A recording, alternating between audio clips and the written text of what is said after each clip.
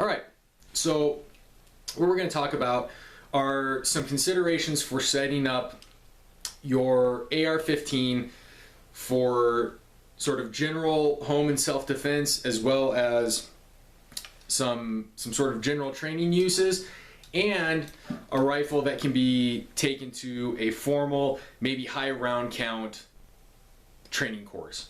And so this rifle that I'm holding in my hands is a Smith & Wesson M&P. It's a Viking Tactics edition, and this is not a review of this rifle, but what this rifle is going to do is serve to illustrate my points. Now, the reason why I'm not going to review this rifle is that Smith & Wesson doesn't make this configuration anymore. They do still make their VTAC rifles, but they don't make their rifles.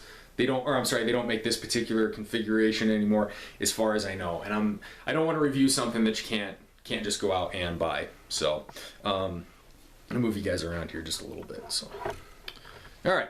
Anyways, again, this is just sort of serving to illustrate what I'm talking about. Now, I think that if you're going to have a rifle that you want to take to a very high round count class, that you have a rifle that meets or exceeds the military specification. And you can, simple Google search will bring up what the military specification is for AR style rifles. And again, I want to meet or exceed that mil spec or that military specification. So moving on, slings. What I'm going to do is I'm going to talk about slings here real quick, and then I'm going to dump the slings so that I can kind of manipulate my rifle a little bit. And what I want, as far as slings go, I want a quality sling, and it probably, I either want to run a 1 or 2 point sling. There's 3 points out there, but I really don't prefer them anymore. They were popular at one time. I used them. I don't really prefer them anymore. And so what I'm wearing and what's attached to the rifle is a 1 point sling, and that just means it attaches to the rifle at a single point. And I think that if you're going to be using a rifle for just sort of general home defense, or something that you're going to take into a training environment, a 1 point sling is going to be just fine. Really what you want is something that attaches the rifle to your body. If you need to dump the rifle to transition to a pistol or something like that, you can do it. The rifle's still going to stay attached to your body, but you're really not going to be doing a whole lot of utility tasks. I guess I don't know where you live, but if you're using a rifle in home defense, you're probably not going to be climbing a lot of ladders and that kind of stuff. And so you really don't, you're probably not planning on going hands-on with a suspect or whatever, to where you're going to need to sling your rifle out of the way. Now, if you're law enforcement or military, your situation is going to be different. You're probably going to be moving over very rough terrain. You're going to be patrolling for a long time, and so you may want a sling that better attaches, that better supports the rifle. And a 2 point sling is simply a sling that's going to attach at 2 points on the rifle. And again, those are very good if you need to support the weight of the rifle, you're going to be moving over very rough terrain and that kind of stuff. Also, if you're going to need to sling it out of the way because you need to manipulate a lot of different things, then you're probably going to want a 2 point sling. And unfortunately, I didn't grab a rifle that's set up with a 2 point sling. But what I like to do is, first what I'll show you is setting up a 1 point sling attachment. And so, as you can see, this particular sling is just set up to attach at the back of the receiver, and just trying to get that out of the way there.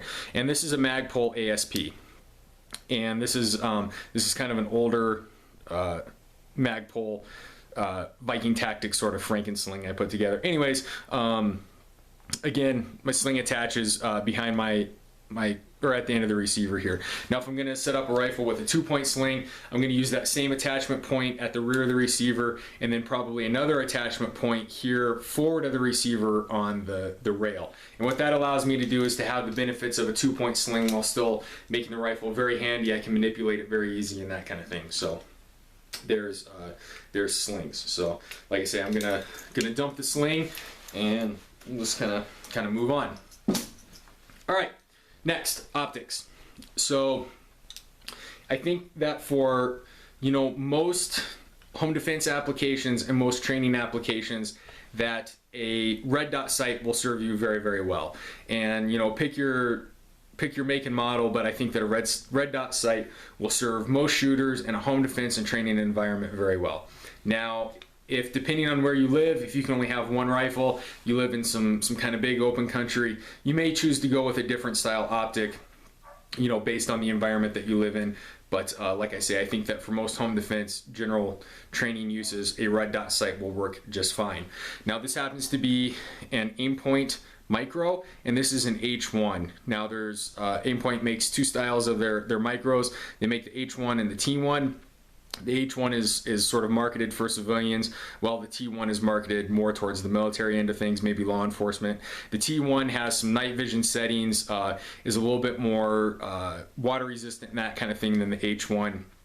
And now, with that said, you know, obviously the H1 can get wet. It can even be submerged and that kind of thing. It just doesn't have some of the capabilities that maybe the T1 has. It's your money, spend it wisely. You know, I've used EOTechs and that kind of stuff as well. I find EOTech reticles to be busy. That's my personal preference. Some people would disagree with me, and that's fine. Again, it's personal preference. And there's other red dots sights out there that work very well as well. What I will say is that spend your money on the best quality optic that you can afford. Now, with red dot sights, personally, I prefer to mount mine at the forward edge of the receiver.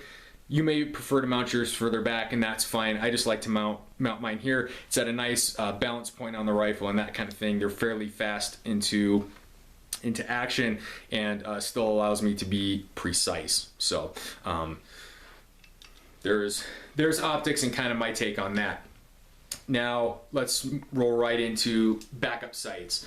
If you're running a quality optic, that's exactly what we're talking about. We're talking about backup sights. A quality optic with today's technology is not going to fail on you. If you do your part to keep the batteries fresh and that kind of thing, and you know, take reasonable care of your rifle, your optic is not going to fail on you. I think at this point, we've seen enough torture tests, particularly with the Aimpoints, that you know they're not going to just fail on you. And you know, you may disagree with me on that, and that's fine. But like I say, moving on to backup sights. Now, if I'm going to be running a red dot sight, I really prefer to have a fixed front sight in whatever configuration that is. You know, whatever brand, whatever. I prefer a fixed front sight, and the reason for that is, if I have an optic failure, what I can do is I can use my optic, assuming that I can see through it, as basically a very large rear sight aperture, and I have a nice crude flash, you know, very quick sight picture with my fixed front sight. And that leads me right into rear sights. You know, I use fixed rear sights and folding rear sights. This happens to be folding. If you're going to use folding, I think that you are going to have a little bit of a training issue with your optic, just sort of trained to optic failure. And again, we can use that very crude sight picture using the optic as a rear sight. So, lights. If you're going to be using your rifle in a defensive capability, probably need to have a light on there. Now, if you've got a rifle that you're never going to use in that situation, that capability, then you can probably throw your money someplace else on the rifle. But again, if you're going to be potentially using your rifle in a home defense situation, you're going to have a light, in my opinion. So what I look for is a light with you know, a nice high lumen count. It's going to have good spill, you know, light spill into the room. And this particular light is just a Surefire mini scout light, and I run a tape switch on my lights, and what that allows me to do is just do like a momentary on off. And this particular tape switch is set up with sort of a clicky, so almost tail cap on there, to where I can turn the light on and leave the light on. That's my personal preference, at least with this rifle. If you prefer to run a tail cap, then what you're going to need is a light that you can, or you're going to need to position your light where you can reach that tail cap. Some other considerations for your light, well, maybe not the light, but the mounting solution, is I want a mounting solution that's going to suck the light in nice and tight to the rail or to the barrel, I guess, depending on where you're mounting it. But I want that to be very tight in there. I also like to have my light mounted above my barrel. You know, if I'm shooting over barricades and that kind of thing, I want the light up above the barrel. So there's that. Again, as with optics and backup sights, buy the best light that you can afford. I've been using Surefire for 8 years on dedicated guns, and I absolutely trust my life to them.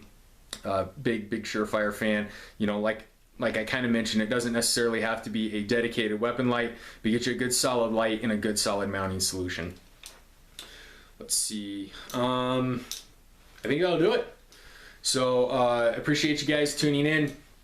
And quote. So this quote is by Muemoto Musashi, and if you're not familiar with Musashi, he was a 16th century samurai, and he actually wrote 2 books, the most famous of which is the Book of Five Rings, and it's, you know, sort of it's got kind of an Eastern philosophy slant to it, but his tenets are very applicable to our Western minds even today. And so this is just one of his quotes. So, you should not have any special fondness for a particular weapon, or anything else for that matter. Too much is the same as not enough. Without imitating anyone else, you should have as much weaponry as suits you. So I appreciate you guys tuning in. If you like the content, please subscribe. Thanks again, guys.